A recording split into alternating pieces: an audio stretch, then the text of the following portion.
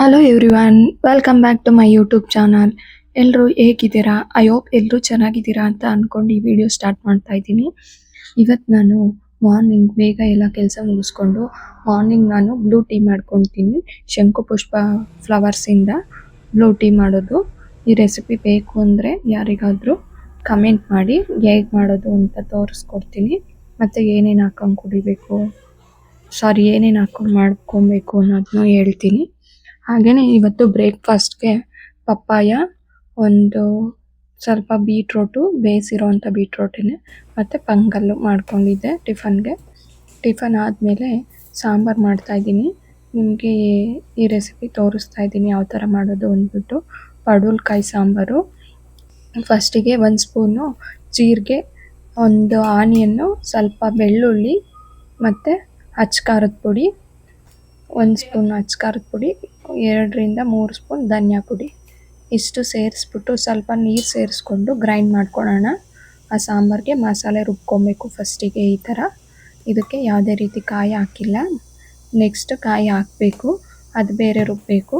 ಈಗ ಇಷ್ಟು ರುಬ್ಕೊಂಡಿದ್ದಾದಮೇಲೆ ಒಗ್ಗರಣೆಗೆ ಹಾಕ್ಕೊಬೇಕು.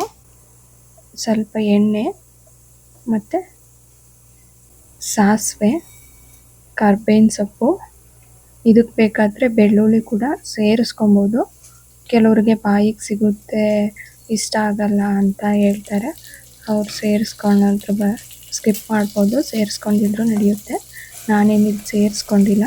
ನೋಡಿ, ಈಗ ರುಬ್ಕೊಂಡಿರೋಂಥ ಮಸಾಲೆನೂ ಸೇರಿಸ್ಕೊಂಡು ಸ್ವಲ್ಪ ಅದು ಒಗ್ಗರಣೆಲಿ ಆಯಿಲ್ ಇರುತ್ತಲ್ಲ ಅದರಲ್ಲಿ ಫ್ರೈ ಮಾಡ್ಕೊತಾ ಇದ್ದೀನಿ. ಈಗ ಮಸಾಲೆಗೆ ನಾನು ನೀರು ಸೇರಿಸಿಲ್ಲ. ಹಾಗೆಯೇ ಇದು ಅವರೆಬೇಳೆ ಒಣಕಾಳನ್ನ ನೆನೆಸ್ಬಿಟ್ಟು ಚಿಲುಕಿಸಿ ತಗೊಂಡಿರೋವಂಥ ಅವರೆಬೇಳೆ. ನಿಮ್ಮ ಹತ್ರ ಒಣಕಾಳು ಇಲ್ಲ ಅಂದರೆ ಅವರೆಬೇಳೆನೇ ಸಿಗುತ್ತಲ್ಲ, ಅದನ್ನೇ ನೆನೆಸ್ಬಿಟ್ಟು ತೊಗೊಬೋದು. ಆದರೆ ತುಂಬ ಜಾಸ್ತಿ ಬೇಯಿಸೋ ಅವಶ್ಯಕತೆ ಇರಲ್ಲ. ಪಡವಲಕಾಯಿನೂ ಅಷ್ಟೇ, ಒಂದು ಅರ್ಧ ತೊಗೊಂಡಿದ್ದೀನಿ, ತುಂಬ ದೊಡ್ಡದಿತ್ತು. ಅದನ್ನು ಮೇಲ್ಗಡೆ ಈಗ ನಾವು ಕ್ಯಾರೆಟ್ ಎಲ್ಲ ಎರ್ಕೊಳ್ತೀವಲ್ಲ, ಸಿಪ್ಪೆ ತೆಗಿತೀವಲ್ಲ, ಆ ಥರ ತೆಗೆದ್ಬಿಟ್ಟು ಕಟ್ ಮಾಡ್ಕೊಂಡಿದ್ದೀನಿ. ನೋಡಿ, ಇವಾಗ ಇದನ್ನು ಒಂದ್ಸಲ ಒಗ್ಗರಣೆಲಿ ಏನು ಮಸಾಲೆ ಹಾಕಿದ್ದೆ ಅದರಲ್ಲಿ ಮಿಕ್ಸ್ ಮಾಡಿ, ಆಮೇಲೆ ಸ್ವಲ್ಪ ನೀರು ಸೇರಿಸಿ ಮಿಕ್ಸ್ ಮಾಡಿಕೊಂಡು ಇನ್ನು ಎಷ್ಟು ಬೇಕಷ್ಟು ನೀರು ಸೇರಿಸ್ಕೊಬೋದು. ಇವಾಗ ನಾನು ಸೇರಿಸಿಲ್ಲ, ಇನ್ನೊಂದು ಸ್ವಲ್ಪ ಹೊತ್ತಾದ್ಮೇಲೆ ಸೇರಿಸ್ತೀನಿ. ಈಗ ನೋಡಿ, ರುಚಿಗೆ ಎಷ್ಟು ಬೇಕಷ್ಟು ಉಪ್ಪು ಹಾಕ್ತೆ. ಇನ್ನೊಂದು ಸ್ವಲ್ಪ ನೀರು, 2 ಸಲ ಸೇರಿಸ್ಕೊಂಡಲ್ವ ನಾನು ನೀರು. ಇವಾಗ ಕುಕ್ಕರ್ ಲಿಡ್ ಕ್ಲೋಸ್ ಮಾಡಿ 1 ವಿಷಲ್ ಬರ್ಸ್ಕೊಳೋಣ. ಅಷ್ಟು ವಿಷಲ್ ಬರೋ ಅಷ್ಟರಲ್ಲಿ ತೆಂಗಿನಕಾಯಿನೂ ಮತ್ತು ಅಕ್ಕಿ ಅಥವಾ ಅಕ್ಕಿ ಹಿಟ್ಟು ಸೇರಿಸ್ಬಿಟ್ಟು ಸ್ವಲ್ಪ ನೀರು ಸೇರಿಸ್ಕೊಂಡು ಗ್ರೈಂಡ್ ಮಾಡ್ಕೊಬೇಕು ಚೆನ್ನಾಗಿ. ಇದನ್ನು ಆ ಸಾಂಬಾರು 1 ವಿಷಲ್ ಬಿಟ್ಟಾದಮೇಲೆ ಅದಕ್ಕೆ ಸೇರಿಸಿ ಇನ್ನೊಂದು ಸಲ ಕುದಿಸ್ಕೊಬೇಕು. ಅಷ್ಟು ಮಾಡಿದ್ರೆ ಸಾಂಬಾರು ರೆಡಿ ಆಯಿತು ಅಂತ. ನಾವು ಮತ್ತೆ ರುಚಿಗೆ ತಕ್ಕಷ್ಟು ಉಪ್ಪು ಹಾಕಿರ್ತೀವಿ. ಇದನ್ನು ಸೇರಿಸಿದ ಮೇಲೆ ಕರೆಕ್ಟಾಗಿದೆಯಾ ನೋಡ್ಕೊಂಬಿಟ್ಟು ಇನ್ನೊಂದು ಸ್ವಲ್ಪ ಉಪ್ಪು ಸೇರಿಸ್ಕೊಬೇಕಾಗುತ್ತೆ. ನೋಡಿ, ಇವಾಗ ಇದು ಬೆಂದಿದೆ. 1 ವಿಷಲ್ ಬಿಟ್ಟಿದೆ. ನೋಡಿ, ಈ ಥರ ಚೆನ್ನಾಗಿ ಬೆಂದಿದೆ. 1 ವಿಷಲು ಬೇಕಿರಲಿಲ್ಲ, ಅಷ್ಟು ಚೆನ್ನಾಗಿ ಬೆಂದೋಗ್ಬಿಟ್ಟಿದ್ವು.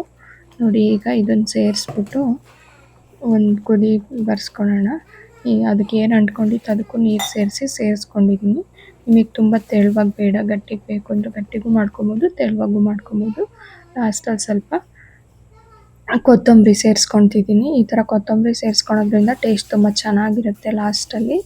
ಅದಕ್ಕೋಸ್ಕರ ಸೇರಿಸ್ಕೊತಾ ಇರೋದು. ಬೇಡ ಅನ್ನೋರು ಸ್ಕಿಪ್ ಕೂಡ ಮಾಡ್ಬೋದು. ಇಷ್ಟ ಆದರೆ ಆಯಿತು ಅಂತ ಸಾಂಬಾರು. ಒಂದು ಕುದಿ ಬರುತ್ತೆ, ಕುದಿ ಬರೋವರೆಗೂ ಸಿಮ್ಮಲ್ಲಿ ಇಟ್ಕೊಂಡು ಕುದಿಸ್ಕೊಳ್ಳೋಣ. ಉರಿ ಜಾಸ್ತಿ ಇಟ್ಕೊಬಾರ್ದು, ತಳ ಹೊತ್ತೋಗೋ ಚಾನ್ಸಸ್ ಇರುತ್ತೆ. ಇದನ್ನು ಒಂದು ಸರ್ವ್ ಮಾಡಿಕೊಂಡ್ರೆ ಅನ್ನದ ಜೊತೆ, ಮುದ್ದೆ ಜೊತೆ, ಚಪಾತಿ ಜೊತೆ ಎಲ್ಲ ತುಂಬ ಚೆನ್ನಾಗಿರುತ್ತೆ. ಇದರಿಂದ ಹೆಲ್ತ್ ಬೆನಿಫಿಟ್ಸ್ ತುಂಬ ಇದೆ ಪಡವಲಕಾಯಿಂದ. ಈ ವಿಡಿಯೋ ಯಾರಿಗೆಲ್ಲ ಇಷ್ಟ ಆಯಿತು ಲೈಕ್ ಮಾಡಿ, ಕಮೆಂಟ್ ಮಾಡಿ, ಬೇರೆಯವ್ರಿಗೂ ಶೇರ್ ಮಾಡಿ. Thank you.